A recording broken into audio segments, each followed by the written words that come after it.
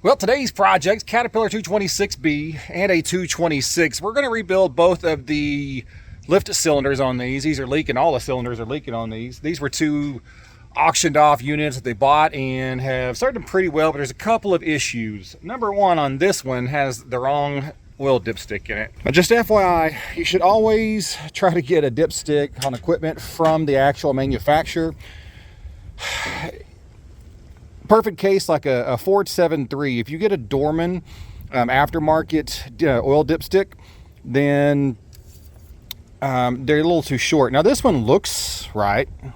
I mean, it fits the hole. It's probably long enough. But if you actually look at how far back that tube goes in there, this thing doesn't even do anything at all. And as comparison, that is how long it's supposed to be. Okay, that's actually broken off. Kind of tell. Yeah, there you go. If you look at it really focus, if you look at it really close, you can tell that it's just gotten weak. That's where it's been rubbing. Real simple. We'll just go put that guy in there. Kind of expensive. It's about 110 bucks from Caterpillar. There you go. That's what it should look like. Pull out. We'll see if it's actually got oil in it. And it's way over full, so we're gonna have to drain some of that out. I mean, you want to have a perfect oil level, but it's actually it's going to be less damaging if you have a little under than a little over. The problem with a little over is the way your oil pan's down in here, and the counterweights come when they rotate down like this, right? And if the oil level is too high, let's say this is the oil level, and it dips down in like that, it'll actually aerate the oil. And when you get air entrainment in the oil, those air bubbles go around the critical components, mainly the crank bearings, the rod bearings, the wrist pins, and the cam bearings, and they'll cavitate and they'll explode. That cavitation will pot mark all the bearing material and just wear it off, and it's really bad. So you really don't want to overfill anything. Even in underfilling it, you're going to have less damage, but when you underfill it, the entire crankcase is full of a very specific amount of oil to help with cooling.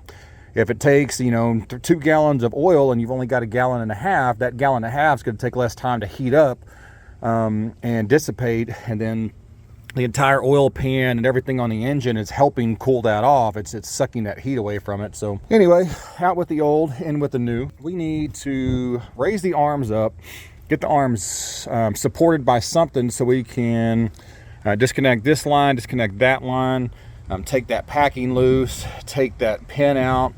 Now I'm actually going to try to leave the barrel on the machine. There's not a whole need to take this pin off and then take the whole thing off and do it on the bench. A lot of times you can get away with just doing the barrel. If I can do that on this one, then great. If not, then I will have to take the barrel off. Now, if you're wondering how can you tell if they're leaking, well, this is a really good example. You see how the entire thing is coated in this nice gunk. It's all coming out of that packing right there. If you look on any piece of machinery and that bottom area is wet, then that packing's leaking. They're really not that bad to rebuild yourself. Don't take all that long, but it can be involved depending on the machine. These tilt cylinders on this one are actually dry, but the tilt cylinders on this one over here, you can already tell. You see how that cylinder is all covered in like kind of black gunk. I guarantee we get underneath there and look at that thing, and once we raise it up, it will be leaking. They also asked me to go ahead and replace tires on these guys, get some tires. Now, I don't really do tires, and these are press-on, press-offs. They're really pains in the butt. These aren't as bad. They are a pain. So I told them what I would do is I could take them all off, take them to a tire shop, have them swap for them, or you could have a tire shop come out and do it. And they haven't gotten back to me. I gave them a quote on the tires. I don't know if they like the price on the tires.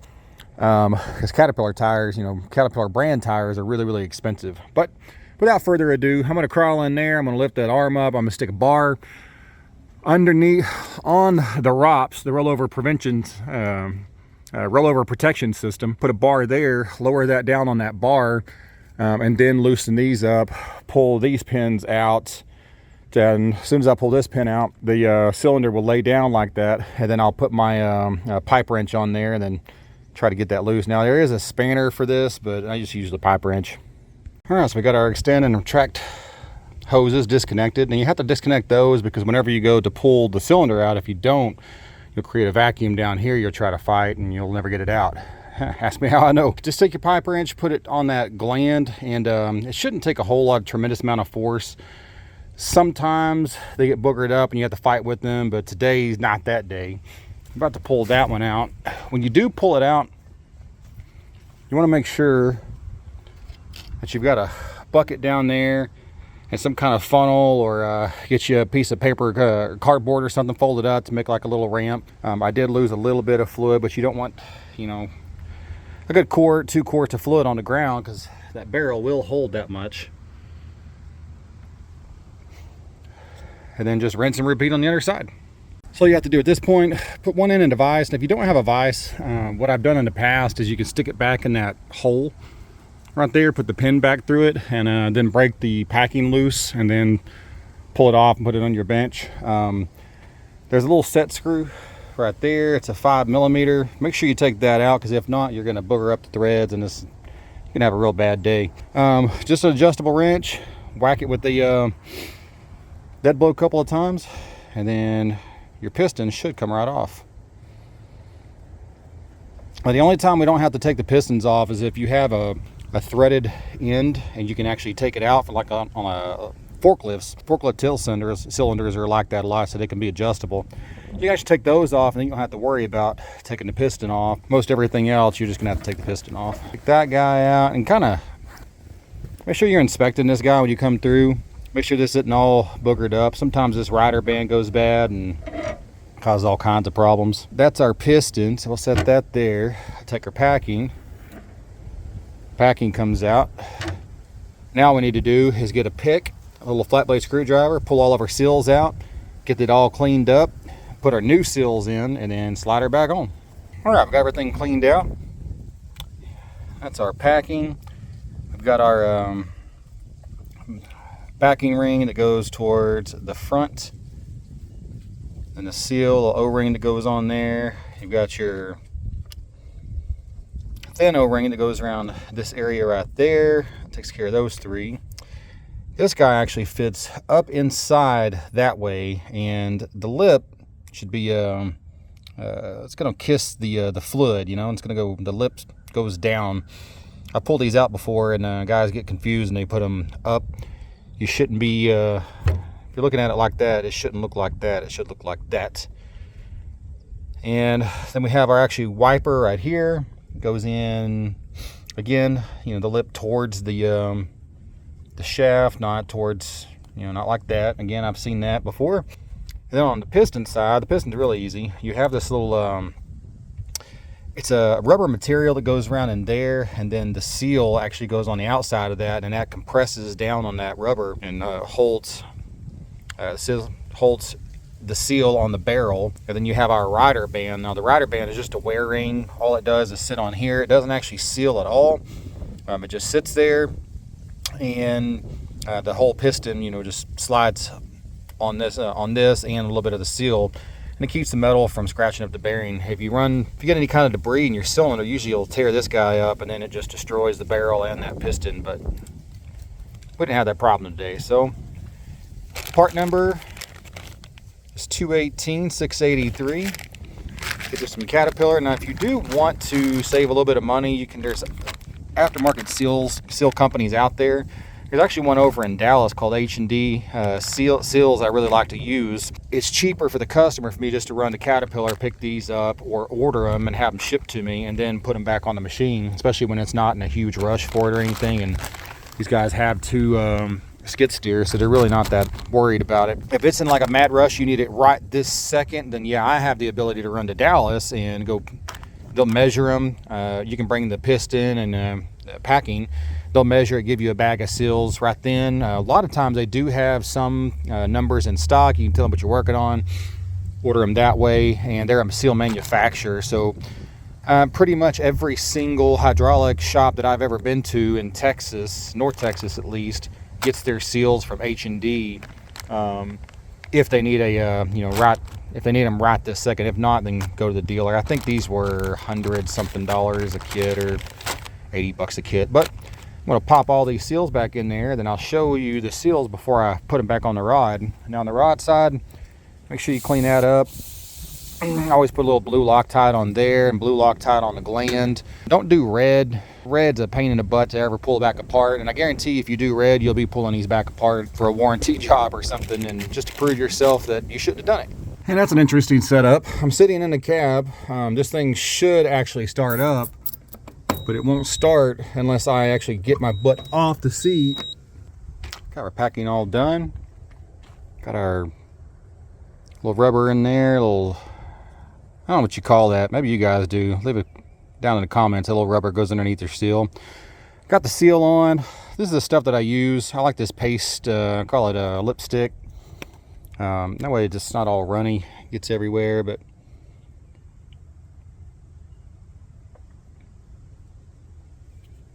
works pretty good.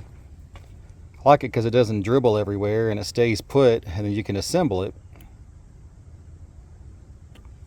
just like that. So I've got a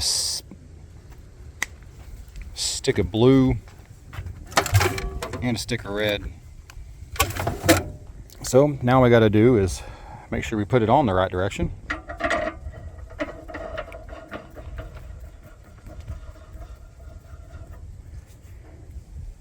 Put our rider band back on.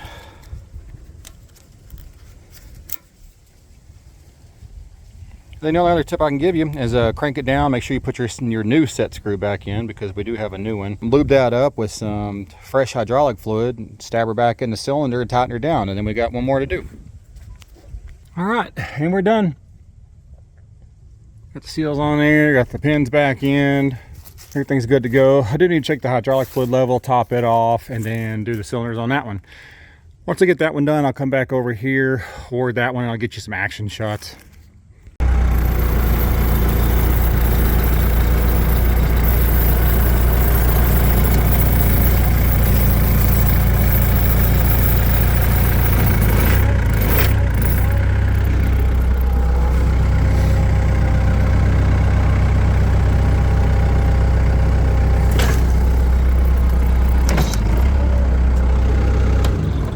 Well, there we go. 4 cylinders done. Took a couple of hours, probably about 4 hours total. Got here around 10:30, and it is 3:20, so 5 hours total. Did have to install that dipstick on that one, so that took forever. But job's done. Now, there's a different way to build these. If you go to a hydraulic shop, they're going to measure the barrel. Okay, whenever you pull the piston and rod out of the machine, they're going to pull that out and they're going to measure the actual barrel diameter, and they're going to charge usually per inch of barrel. These units right here, like a 3-inch barrel, so 3, 6, 9, 12 times anywhere from $125 to $175 an hour, depending on the area, plus the price of the seals, and that's what the average hydraulic shop is going to charge to do this job. Field mechanics, we kind of do it a little different. Usually it's just straight hour. I've been here 5 hours, charging 5 hours plus seals. Real simple. But if you are taking them off, there is a different way to calculate them if you want to go down that road. And if you can remember what that little thing underneath the seal on the piston is, I can't remember, a bumper or something like that, leave it down in the comments below. If you guys want some of that Loctite that I use, that chapstick, lipstick looking stuff, that'd be a link down in the description for some red and some blue, but use the blue on hydraulics. Hit the like button, hit the scribble button, and get out and fix it.